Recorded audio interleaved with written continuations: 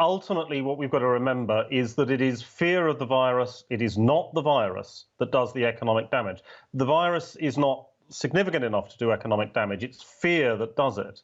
And so what you're seeing in places like the United States is a very different level of fear to that which we had, say, 3 months ago. And I think that that gives you a different response. And when we're talking about lockdown, I don't think anybody at this stage believes it would be possible to go into the sort of full stay-at-home order type situation that we were experiencing in late March and April. And so you've now got a slightly different reaction function. We cannot extrapolate from the past to see where the economic reaction is going to be. The other thing economically, of course, is that we do have in place a lot more stimulus, which in the absence of a complete lockdown will actually do something to support the economy as well.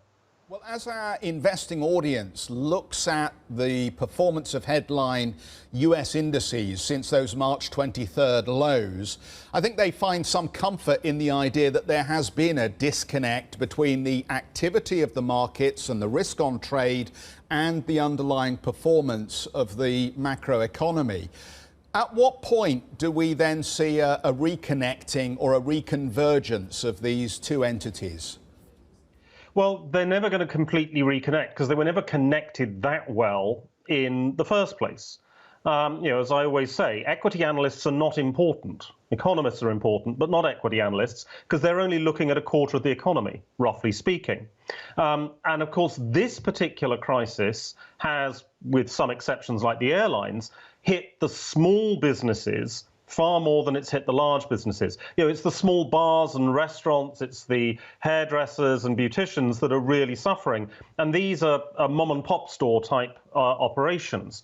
So what you have got now is a situation where we would fully expect listed corporate earnings to outperform GDP growth.